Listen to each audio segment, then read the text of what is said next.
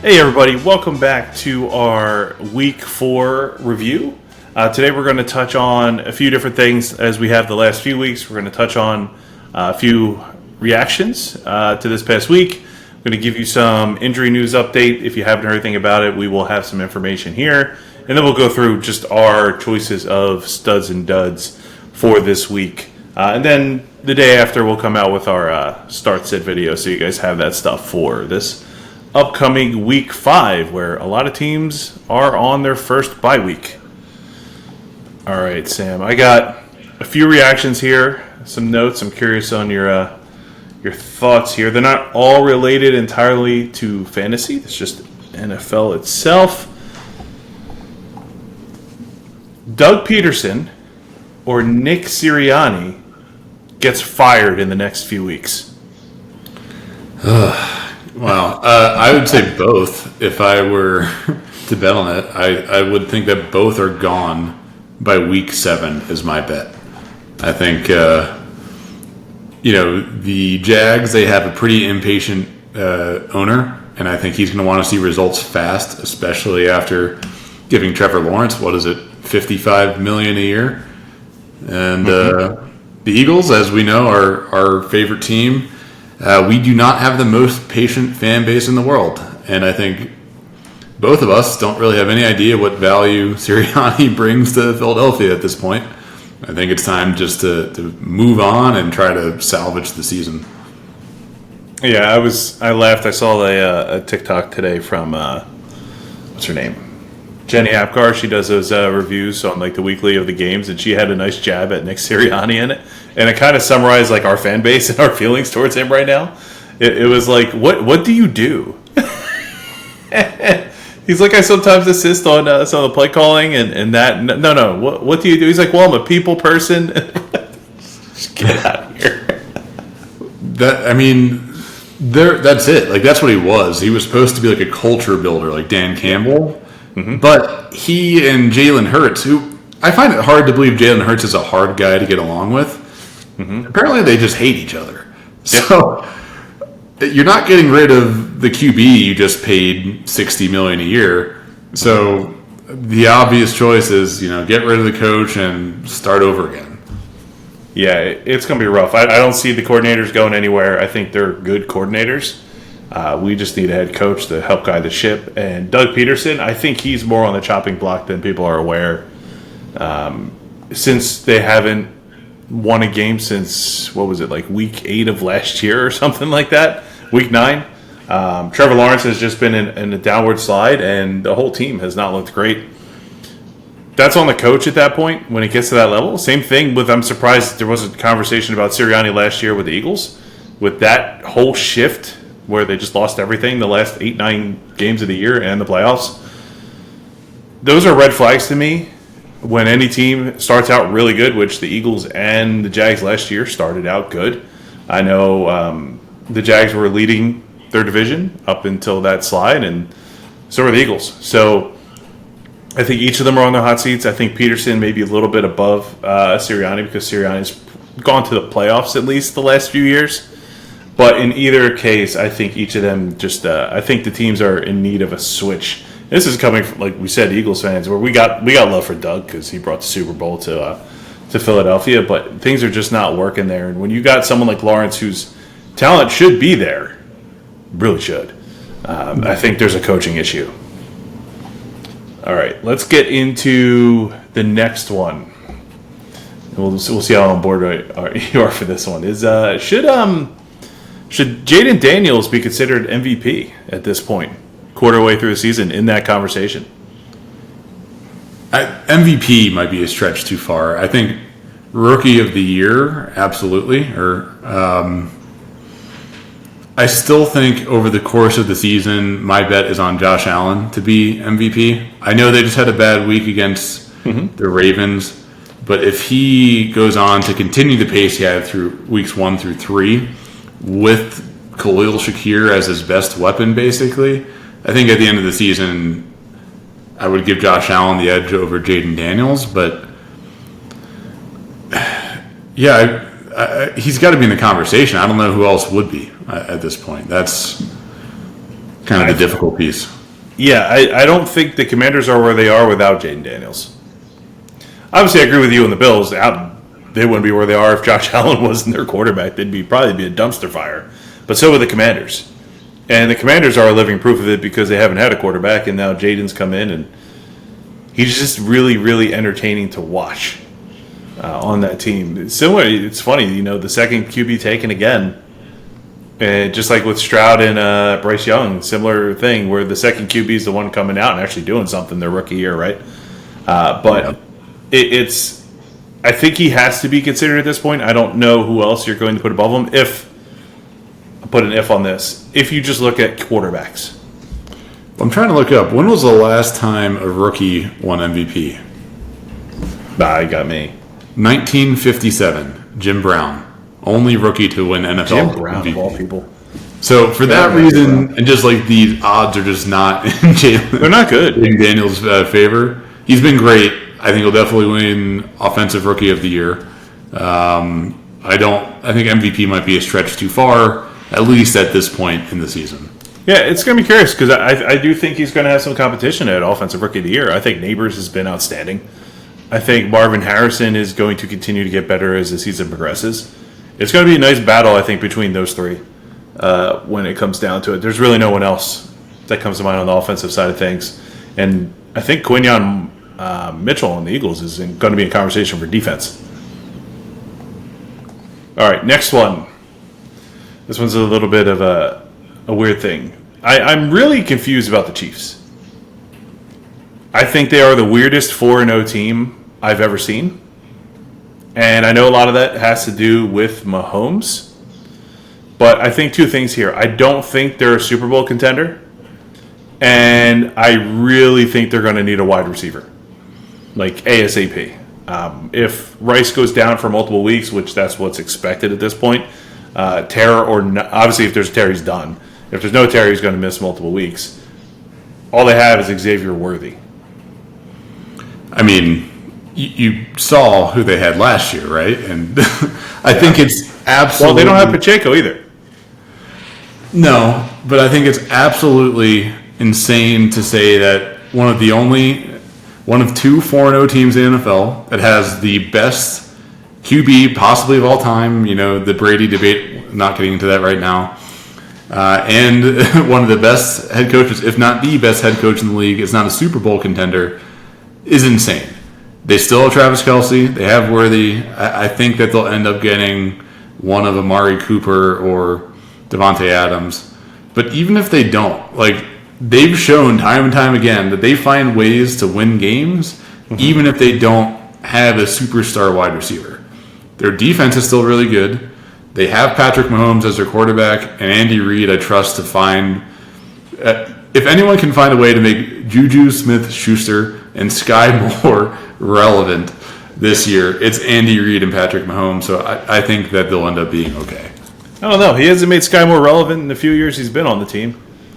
Hey, he scored that game-winning touchdown in the Super Bowl against us. So that's true. This is one and done thing he's ever done in his career. Granted, it was a big thing. I don't know. I'm just not as in on them as I have in the past years in terms of what they're capable of. There's a certain point where a team, it's just going to be too much to overcome. And knowing Pacheco is still out another 6 weeks, at least probably, and that depends on how that heals. Their top receiver being a rookie, not that anything's wrong with Worthy when it comes down to it, and Kelsey's 35. I don't know how long that can be sustained, even for someone like Patrick Mahomes when it comes down to it. It's going to be fun to watch either way. I just think they're a really weird 4-0 team. It doesn't make sense. So in the AFC, let's just go through the contenders then. So we have the Bengals, who have an awful defense, and they're 1-3 right now. So the odds of them making the playoffs are already pretty slim. Mm-hmm. You have the Bills, who they just got blown out by the Ravens. Obviously, we know the Bills are probably one of the top 5 teams in the league. They have Allen.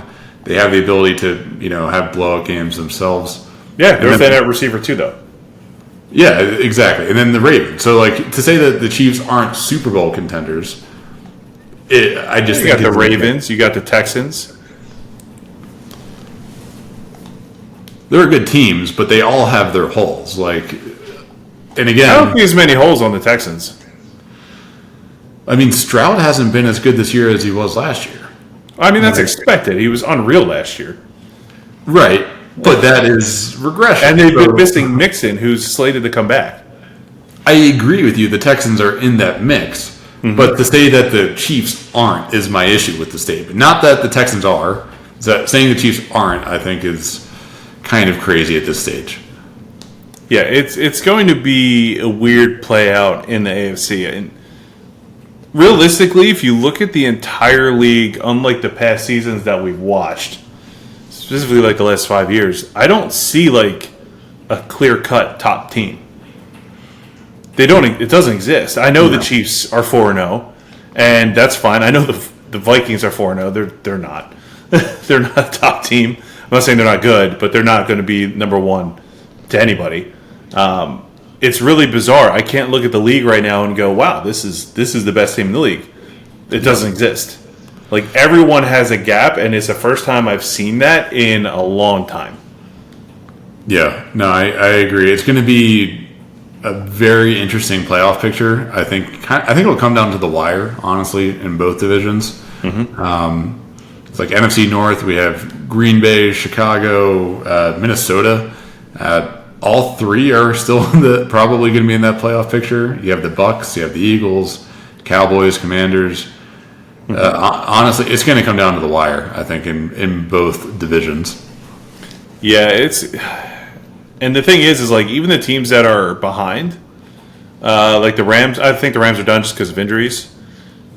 The Cardinals' defense is garbage, but I don't think their offense is as bad as it has shown.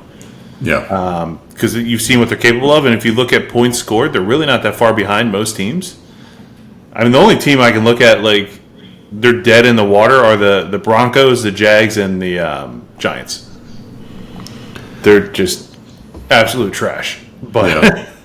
but on the offense and the teams that are good, like, it's just the hierarchy is not there. Usually there's 1 to 3 teams you're like last year, 49ers, for example, people were like, yeah, because you could see it. But this year the 49ers don't look strong at all, and the team hasn't changed that much. No, Outside of, obviously, CMC being hurt, which is... I'm just going through the rank. There's no one that you could say with confidence looks like an absolute lock for the playoffs right now. Yep. All right, let's jump into just some quick injury news. I did not catch this during Sunday, but Jonathan Taylor is currently hurt with a mild high ankle sprain. They don't know if he's going to play this week. There's a chance he plays this week. He's going to be very close to like game time decision. So just be aware of him. Have a sub in place if you're in a sleeper league that does it right and has substitutes active, unlike our one fantasy league where the leader's a little iffy. Next we have Anthony Richardson. There's a chance he's going to be playing this week. I don't know. I honestly think the Colts are better off with Joe Flacco at QB, and I think that was shown this past week. I think Richardson needs to watch Flacco a little bit. But either way, he's day-to-day. There's a chance he plays this week. Yeah, if Richardson's out and Flacco starts, I am starting Josh Downs or Michael Pittman in my starting lineup. If it's Richardson, I probably bench both. Yeah, I'm in the same boat. I literally... I'll probably start Joe Flacco because I need that QB in the one league because I don't have a QB. But I would probably pull Josh Downs out of the taxi and start him if he starts this week. Rashee Rice, as mentioned earlier, they have not confirmed what his injury is yet. Obviously, everyone was saying ACL tear, but it is not. He may have avoided it, apparently. They're still running more imaging. He's not playing this week. I think in either scenario, he's going to miss at least a few weeks, and once it's confirmed, if it is an ACL tear, he's done for the year if that is the case. But it's looking like that may not be the case, which good for him because that would suck to have your quarterback take you out for the year. How does that happen? What are you doing, Mahomes? Biggest mistake I've ever seen him make. Next, Christian Watson. Out with an ankle injury. I couldn't find what they confirmed what it was at this point, but they're saying he's at least going to miss this week. And then I'm seeing other sites saying he may go to IR. I can't find what the injury actually is outside of ankle injury. Yeah, I don't think it's confirmed yet. The interesting waiver wire pickup here, if he's available, I think is Dontavian Wicks, who Yeah. he caught like 5 out of 11 passes, and he had some bad drops. But He's going to get the ball. yeah, like Watson had 10 touchdowns his rookie season. I think Wicks could be that red zone kind of target for them there. Yeah, that's true. Hopefully. Fun news, Nick Chubb is back in practice. So I don't know if he's going to play this week, but he's clearly gearing and ramping back up to get back in there. So hopefully that comes soon because their running back is disgusting that they have no running back. Bijan Robinson came up on the injury report. He did not practice on Monday. This is Wednesday. Something with his hamstring. So that could be why he was a little limited on Sunday and he didn't see as many snaps as he normally would. It was fun. Actually, him and Breece Hall, their snap counts were down on Sunday, which was a little weird. Each of them are not off to great starts, which is really just a testament to first-round picks and running backs. And speaking of first-round picks, CMC, it's come out that he has bilateral Achilles tendonitis, so both his legs have Achilles tendonitis, which is crazy. I think he's done for the year. I'll be very surprised if he comes back, and if he comes back this year, I don't know what kind of CMC you're going to get, because tendonitis, as I've spoken about in a prior episode, is like no joke. It hurts. And the thing is, it's not like a broken bone or a pulled hamstring. Like, it doesn't just heal. It takes a lot of time, takes a lot of PT, and then rest. Yeah. The timeline seems to I feel like they just add a month to his timeline, like, every week or so. They're going to get to the point where they're just like, done for the year. Yeah. Obviously, I hope he comes back. Yeah. If you drafted him 1 overall, which is probably where you did take him, I'm sure your fantasy season's, in the dumpster right now, but hopefully you could come back for at least a little bit this year. The crazy thing is, man, is they knew it, and they just didn't say it. Like, that doesn't just happen. Like, he probably had it all through preseason, and they were just praying, and they never spoke about it. So, yeah, that's the injury news, and let's jump into our studs and duds. It was a really weird week. QB play was pretty good across the board. Running back play was not so great across the board. And then there was just a lot of anomalies because there's just so many injuries that everyone is getting impacted when it comes down to it. So I'll start us off here with some QB play.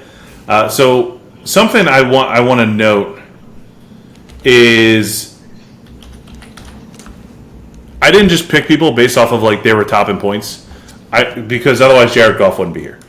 I had to highlight Goff this week because his game was just stupid. He had a really good fantasy week with 26.2 points, and he went 18 for 18 on the field, which is unreal. He put up 155.8 passer rating, which is insane in itself. You can do that without being perfect, but just going for 18 of 18 after the season that he's had, which has definitely been a little bit more of a down compared to his last year. I'm hoping this is the turning point for him. And then Justin Fields, who is really just on here because he managed to rush some touchdowns. He put up 32.1. He had 3 total touchdowns. He actually had 312 yards passing, which I think is the most yards I've seen him throw since he started in the NFL. But the Steelers are another team. I consider putting them in our reactions section. Like, how much of a fraud is like that team that they are 3-1 right now? It just doesn't feel right. I don't know. I mean, look, they've always been tremendous on defense. Mike Tomlin's a good coach. He's not an offensive mastermind. We know that. But Fields has protected the ball. He hasn't been turning it over. He's been efficient with his passing. Yeah. He's what you hoped Anthony... Well, he hasn't put up the fantasy points, but he's what the Colts were hoping Anthony Richardson would be. Run when you have to, and get yards when you can. Don't turn the ball over. Make big plays. He's been good. I find it weird that Mike Tomlin still kind of is insinuating that there's a QB competition between him and Russ. Mm-hmm. But I think Fields is going to be starter the rest of the season here, unless he turns back into like a pumpkin, basically. Well, the issue with Fields is he can't throw the ball. I know he threw for 312 yards this past week, but generally he can't throw the ball. If you watch his games, most of his passes are super short. And that's the hesitation I think he has between him and Russell Wilson right now is while Russell Wilson's not the QB he was 5 years ago, or 3 years ago for that matter, you can trust he's probably going to be able to air the ball out just a little bit more than Fields does. And I think that's it. But then you lose the rushing side of things that Fields brings to the table. So I think he's just kind of like there's a QB competition, so that he just keeps them each fighting for it. It just keeps pushing them like who's going to be better. All right, let's get to the duds. And for the duds here, I try to look at like higher tier picks that performed poorly. So first one is Josh Allen. He came in at 7.3 points. He just threw for 180 yards and not much else. He had a really bad game when it came down to this, especially after his week 3 performance, which was ridiculous. He in the first half, he like tripled those points. And then Kyler Murray, who also had a sad game of 10 points. He just threw for 142 yards and 1 touchdown. To Marvin Harrison, Sam was talking crap about how Kyler Murray and Marvin Harrison were about to torch me, and then Kyler Murray just fell off a cliff after that beginning of the game. I had a nice laugh as I watched that pan out. Granted, I still lost. That's right. That's all I needed. They wanted to keep it close and respectable, but yeah. Now, both of these dud QBs, they had bad weeks. I don't think it means much in terms of rest of the season. I still have Allen and Murray as top 5 QBs for fantasy the rest of this year. They'll be fine. There's going to be bad games for everyone. All of your favorite players will have it happen at some point. I have no long-term concerns, though, for either. All right, you got the running backs? Yeah, for our stud running backs, this week, again, we had a pretty decent week. We had 5 RBs crack 20 points. That's it. Really decent. Yeah, really decent. It's turning it around, guys. The 2 that we pointed out here were Derrick Henry and Kenneth Walker, though. Derrick Henry, obviously a little bit of a slow start to the year, but now that the Ravens seem to have kind of turned around their overall performance, they're just going to run the ball down teams' throats. And Derrick Henry is the guy that's going to get all the fantasy production in that offense. This past week, he went for 35.9 fantasy points on 199 yards and a touchdown. And fun fact for Derrick Henry, he was clocked running only 0.1 miles per hour slower than Xavier Worthy was this past week. Dude, he was flying. I can't believe what I saw from him. He's insane. He hasn't lost it. He's not washed. And the Ravens, now that they've kind of shaken the rust off, they are just going to run the ball down teams' throats, and Derrick Henry is going to be a monster the rest of the year. The other guy, another guy I love for the rest of the year is Kenneth Walker. I was really high on Kenneth Walker going into the year, and unfortunately had that oblique injury week 1. But he comes back against the Lions, scores 33.6 fantasy points on 80 yards and 3 touchdowns, which is huge to kind of see that red zone usage for him, especially with Zach Charbonnet kind of being pretty decent as an interim back for the Seahawks. I think Walker's going to see he's not going to score 3 touchdowns every week, but I think he's going to see more usage in the rushing and receiving game as the year goes on. Most of his fantasy points came in the 4th quarter against the Seahawks. I think he's in for another monster rest of the season as well. As for the dud running backs that we have here, again, 2 really disappointing picks. They're probably the RB1 on most people's teams if you drafted them. We had James Cook with 5.8 fantasy points and a total of like 39 yards. This was a byproduct of the Bills just getting blown out like almost instantly by the Ravens. They weren't really running the ball. They weren't doing anything effectively. And, James Cook didn't get the red zone usage and went to Ty Johnson this week. I think he'll be fine kind of moving forward the rest of the season. Bills will be winning most games, and they'll be using the run game. This was just a weird one-off week. Our other dud was Devon Achane. Again, Miami, not a good offense without Tua. They're struggling to move the ball. Achane has been super inefficient without Tua. He ran 10 rushes for 15 yards. I think that's really bad. And last year he was the most efficient back in the league. It goes to show you when you don't have a QB, they're going to hone in on you. So again, borderline, you're considering benching him right now. I think, depending on who else is on your bench. It's just tough because he's usually your first or second pick. Yeah, you picked him as your RB1 most likely. And last stud here that we have for running backs was Breece Hall. Put up a whopping 3.8 points against the Broncos this week. There's a few things here. Broncos, really good defense. So they've stifled most teams that they've played. So Breece Hall, I think, will be good in most matchups still. You're still starting him. But Braylon Allen's carved out a much bigger role in this offense than I think really anyone was expecting starting the season. And if Allen continues to get those goal line touchdowns, it's not that Breece Hall is not going to be startable, but you're going to be a lot less excited about him as the season goes on. Breece Hall is averaging 3.1 yards per carry this year. That is not a good start. He hasn't even cracked 100 yards once. I don't know what the deal is with the Jets offense as a whole, but they have not looked good. And the thing is like, I don't think I can fault Rodgers because I don't think he's played terribly. The play calling has not been good. And the talent that they have on that offensive side of the ball, I don't know if they know what they're doing with it at all. They just look like a giant mess. Yeah.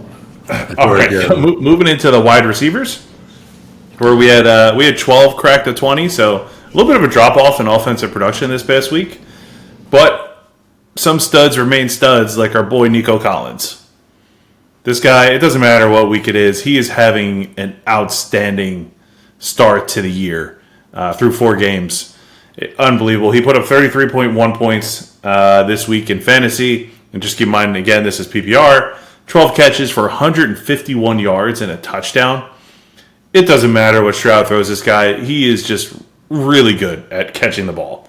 And he's been so fun to watch. And it's just crazy how he was just under the radar until last year when Stroud came in. Before that, people were like, who's Nico Collins? And then you give him a quarterback and look what happens. It just shows you how important that is. And then we had Jayden Reed, who was like, thank God Jordan Love is back. Puts up 27.1 points, going 7 for 139 yards and a touchdown. Another really great game. I'm glad I can start him again because he's the only wide receiver in that wide receiver room I think is worth an actual start unless you have to put someone in because you need a streamer. The duds have been dudding for these other two that were coming in. First is Zay Flowers, who just kind of was walking on the field this past week and didn't do much of anything. He had 1 catch for 10 yards. Really great game considering the Ravens won. And granted, it was mostly Derrick Henry rushing for just about 200 yards. He missed it by 1. Unbelievable. And then we have Brandon Ayuk, who is, I don't know what he's doing this year, but I don't know what the 49ers offense overall is doing for the most part. So Brandon Ayuk had 6.8 points, 2 catches for 48 yards. Doesn't sound like a terrible game, but he's in the similar scenario of like Breece Hall, where he's not even cracking 50 yards a game. And this was, I know Debo came back this past week, but even before that, Juwan Jennings ate those catches. So I don't know what's going on. I don't know if there's a disconnect between him and Purdy, but I also don't think Purdy has looked super great either. Yeah. So, it's a weird start to the season. And for the Ravens, I think I texted you this. If you take out Derrick Henry and Justice Hill's receiving production, every single receiving asset on the Ravens, so that's Zay Flowers, Rashad Bateman, Mark Andrews, Isaiah Likely, they combined in full PPR formats for less than 12 points this past week. It's crazy. In a blowout win. That's That's my concern, is that the Ravens are just going to be so good on the ground that there's not going to be enough passing volume for any of them to be like a lock in your starting lineup week in, week out. So becoming a concerning trend as a Zay Flowers truther. That's for sure. It's hard to do, and it's always been hard with the Ravens, with their receivers and stuff, because of Lamar and his bias towards running overall anyway. Yeah, hopefully they get in somewhat closer games so they're actually used. I'm hurting in my 2 leagues where I have Mark Andrews, that's for sure. That's for sure. Speaking of tight ends, we'll go cut through kind of quickly on these ones. For tight ends, we had 0 people break 20 points this past week. But we did normal. Yeah, exactly. We had some better performances, though, overall. There were, and there are a few people that we could have called out for this. But the first guy we wanted to point out was Tucker Kraft for Green Bay. He put up 17.3 points, and that was off of 6 receptions for 53 yards and a touchdown. Musgrave still has a role in the Green Bay offense, but it's pretty clear that Kraft is the tight end 1 here. Yep. And now that Watson's going to miss some time, I think we're going to just see at least a consistent floor for Kraft that we are not seeing for most tight ends this year, where he should at least get a couple of catches and targets, and he's going to be a touchdown, like red zone threat for Green Bay as well. Yeah. The other guy that we have as a stud was Travis Kelce. Finally kind of woke up this season. He had 7 catches for 89 yards and put up 15.9 fantasy points. That's probably not what you're hoping for out of Kelce, based on where you most likely drafted him. But it's, improvement. A lot of this came after Rice went down, which is kind of like the sad caveat here. But he looked improved. I imagine he's going to have a bigger role, assuming Rice misses most, if not all, of the season here. And for duds, this one hurt. The first one is Brock Bowers. I thought he was primed for a monster week with Devontae Adams out and relatively favorable matchup here. But I only had 2 catches for 19 yards and a total of 5.1 fantasy points thanks to like a 12-yard end around that he had there. I'm not worried about Bowers. If you have him, you're still starting him. Like, there's not a lot of tight ends I'm starting over Bowers week in, week out. Devontae Adams is likely going to be traded away from Oakland, and I think we're going to see Bowers become that number 1 target in the Raiders offense. The issue is Raiders offense is not very good, so there's going to be some dud weeks in there for sure. And the final dud we have is Cole Kmet. He had 3 catches for 34 yards for 6.4 points. We saw Keenan Allen return this past week. We saw more targets kind of get spread out. Again, Kmet's not a guy you're excited to put in your starting lineup every week, but if you need a streamer, I think you could still plug him in. He might have a few spike weeks. He might be serviceable, and just based off how bad the tight end position is, you might be able to rotate him into your starting lineup. But Allen, DJ Moore, and Odunze will limit how much volume you're going to see every week if you're Cole Kmet. I think that's all we got, right? That was our final one. That's beautiful. That wraps up our Week 4 overall reactions. We'll be back tomorrow with our start sits for Week 5. We had a pretty good Week 4 as far as I see on my notes when it comes to who we chose. So I think we'll like to keep that trend going. I think we did well outside of Michael Pittman when it comes down to it. But I think that was just because someone got hurt. Going to play, so it doesn't count. Asterisk. Asterisk, because Richardson had to go down for it to happen. All right, we'll see you guys in the next video. Thanks.